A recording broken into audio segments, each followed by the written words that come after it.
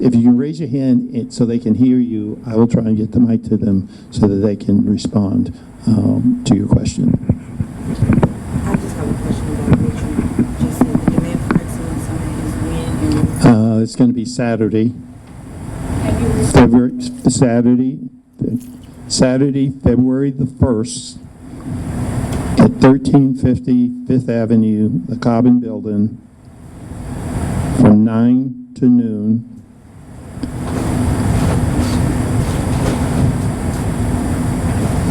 A demand for excellence. And just so that everyone can walk out with the same information, if you email the NAACP, I will send you the agenda for that meeting because we've already cleared it with the Chief Academic Officer of Youngstown City Schools and with the principal of East High School. Because the subtopic is deconstructing failure and constructing success based on best academic practices. Okay? Any other questions? Yes. I have a question for Mr. Gordon. Okay. Royal Mail is your best cheerleader. Oh, okay, good. Okay, awesome.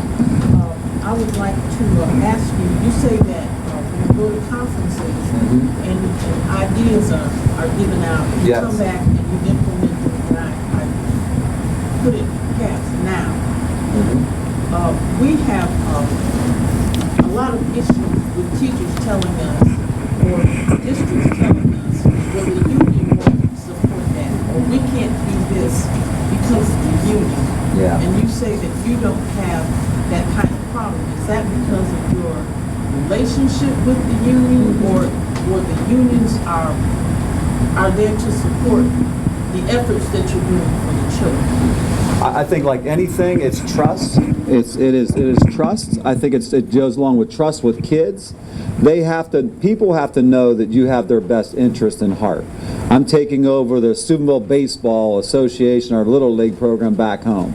Why? Because I was such a great baseball player? No, because I want to, and I spoke to East Garfield Elementary yesterday, and I talked to those kids about, you have to get involved. You have to be involved in over 400 to 500 of our kids are involved in some type of activity, because when you're involved in groups and around people, positive people, then something good's going to be. When you're surrounding yourself with good people, then you think, I got to behave well. I got to behave like them if I want to be part of that group. We encourage every single kid to be a part of that.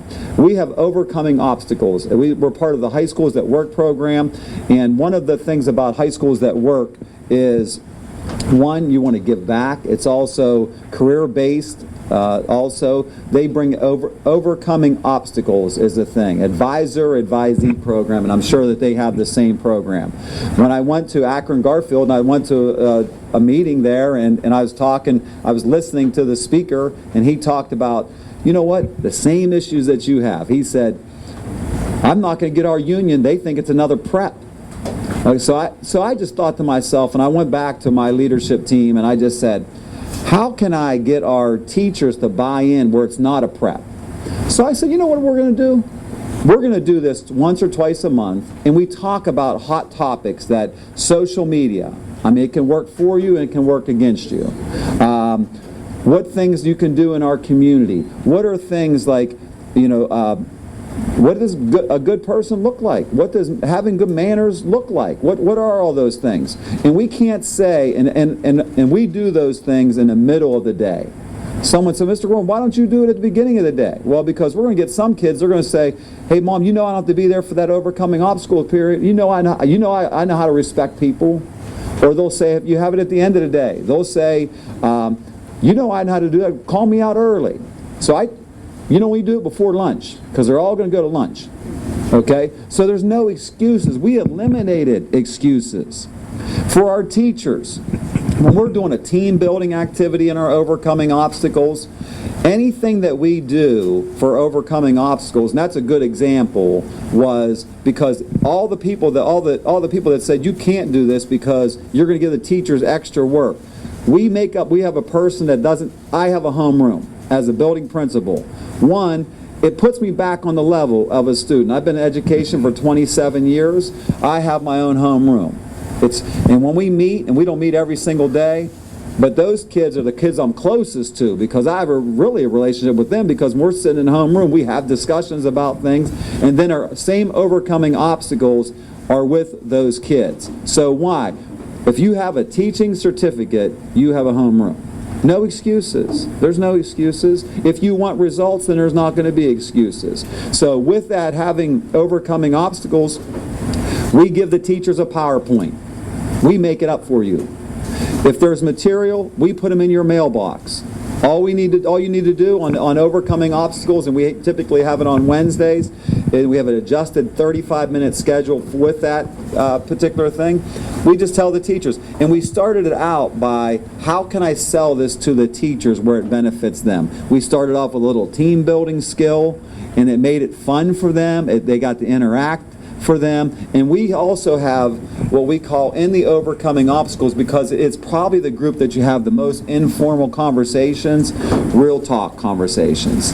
When something happens in our city, okay, if there's maybe a gang thing that's up on our hilltop or something like that, and we think that it's going to be shed into our school system, keep that nonsense out of our school system. We have to have the parents trust us and call us and say, Mr. Gorman, just want to give you some heads up last night. Something happened on the hilltop. I think it affected a few of your kids. So when they come off and get off the city bus, they get a foot on the ground, and I'm with them. What's going on? What's happening today? It's relationships. It's people trusting that you have their best interest in heart. Are we perfect? No, we're not perfect. We're not perfect, but we're trying to be good, and we're trying to do right by our kids. But we have to get, and it's like everybody else's issues. Why do we educate for less? You don't get all those extra things. And no is part of your vocabulary. If you think about that, and I want them to run ideas. I'm getting my phone's blowing up here today, okay, because of something on social media, okay. But again, you have to be able to be told no. We're adults here, okay. So you got to be able to handle adults. And again, if you're not a kid, if you're not the school, you're going to become third or fourth. So we have a good relationship with our union. We're in a negotiating year with our union. They had a union meeting this morning, okay, to talk about our upcoming contract. We're going to try to do what's in the best interest. Hopefully we have some money to give the teachers a raise, and we're not going to mess with insurance. So those are going to be the main two things. But again, it has to be the best interest of the kids. Yes. Okay. In Steubenville culture, Yes. school system, as compared to Youngstown, what were some of the barriers that you got over or achieved to do what you are today? I feel like Youngstown has so many different barriers. He's asking about a culture question and some of the barriers that we have to over. I look up and down, really, the Ohio River, and I think that Youngstown is one of that. I look at some of the schools that are, when we have a kid that comes to us from Weirton, West Virginia, kids are kids, okay? Kids are human beings, and they want that sense of need. They want that sense of, I just finished I have an 8-year-old that goes to our school system that's in 2nd grade. Someone said, don't draft this kid on your basketball team. You're going to pick him up every day for practice. I said, okay. I picked him up. He wasn't the best player. His mom ran, I was a head track coach at Steubenville. His mom ran track for me. We picked him up every day when we had practice. The houses across the street from him were all boarded up. My 8-year-old doesn't know the difference. I'd say, get out of the door, go knock on Dominic's door and get him out of the house. We got practice today. I'd text his mom. It's all in your expectation. I hope my 8-year-old can stay the same for the rest of his life. He's not judging that kid. He don't care. One time, one kid from the gang, I know, that came right out of the house across the street. I had to look up his address on the way home, on my computer on the way. Again, we have to look at people. We have to treat people fair and with respect. And I think the culture, again, we're fortunate enough to have a lot of Steubenville High School graduates that work in our school system that we don't have to keep reteaching that part of it. This is what we're about. High expectations. You've got to have high expectations. If you have low expectations, don't be surprised when you get low results. And we have to constantly talk to our teachers about that. And again, and I really believe in that 10, 80, 10. 10%, guess what? And they'll probably get the 10, 80, 10 in their school system. 10% are going to go crazy for you. They'll do whatever they want, whatever you want them to do. That 80% just kind of, hey, they'll do their job. But then that bottom 10%, I can't let that bottom 10% of those teachers that don't always agree with what I say and what I do affect the rest of the school system. It will not let it happen. Won't let it happen. If you're not on that track, I got to get you off. You got to get off my track. And we're fortunate enough that we can do some things like that. And it's tough after, we always say you marry a teacher after the first 3 years. And you know anything about bad marriages, you know what I mean? That could be a long marriage. Bad marriage. Yes.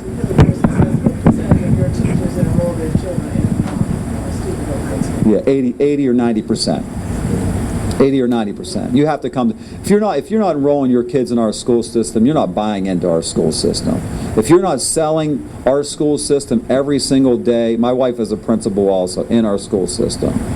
I mean, she gives more hugs and wipes away more noses in elementary school and ties more shoes. And I spoke to her group yesterday about playing baseball. Not because I want them to be great baseball players, not because I want them to be next Derek Jeter. I want them around good people.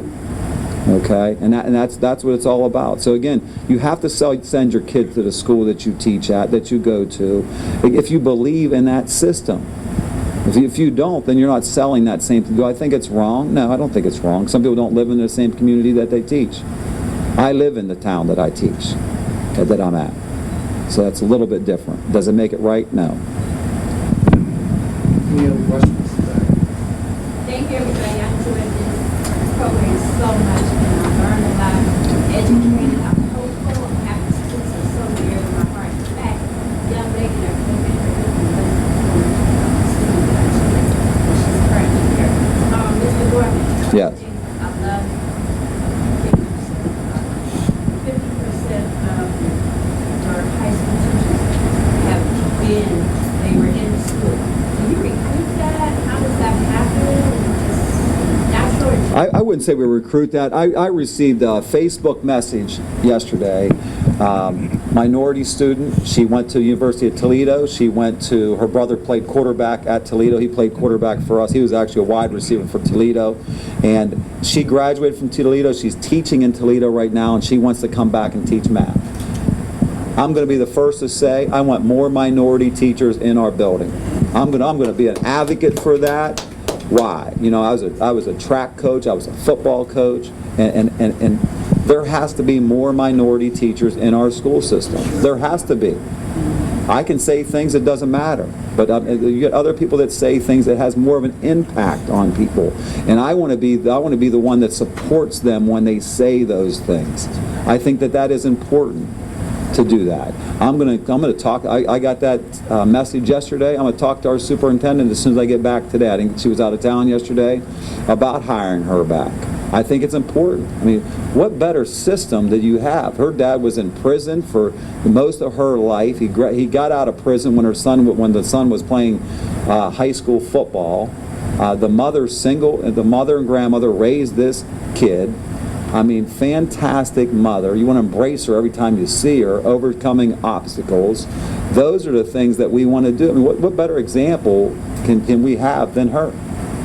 So typically if there's a job, I guess to answer your question, if there's a job available, you don't get more stock if you graduate from the school, but it's a lot easier to hire somebody from the school. But I think sometimes when you hire people outside of your school, it brings in some new perspective on some things, and also brings in some new ideas also. So I don't think that's a necessary, and I'm sure that these guys would agree also on that. I thought it was great, because one of the perceptions, I think it understands that sometimes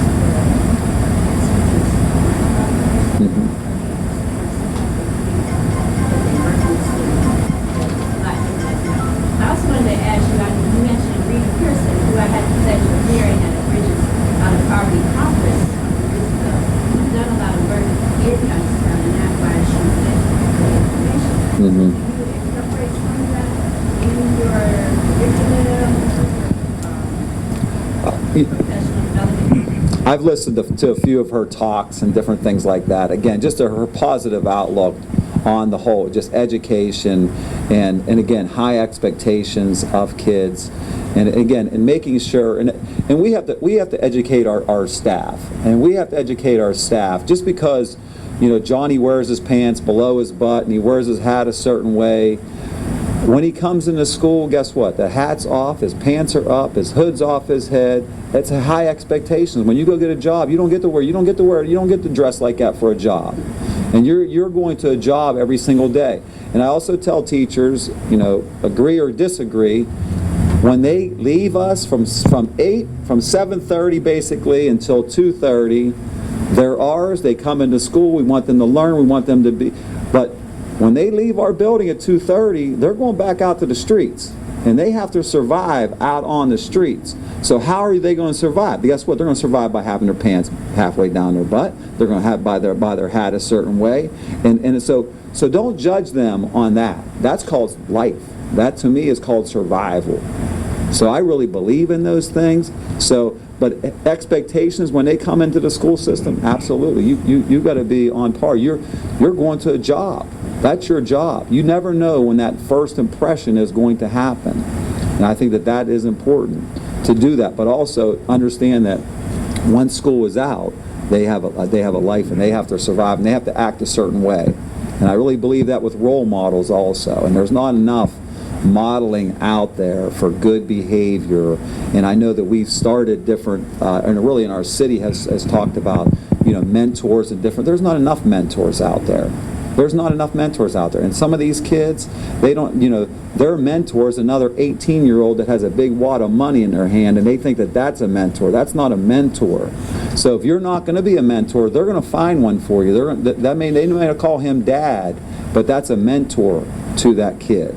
So we have to always step up. We're always on stage, and we have to be a positive example for kids. So I don't know if that roundabout answer answered your question or not.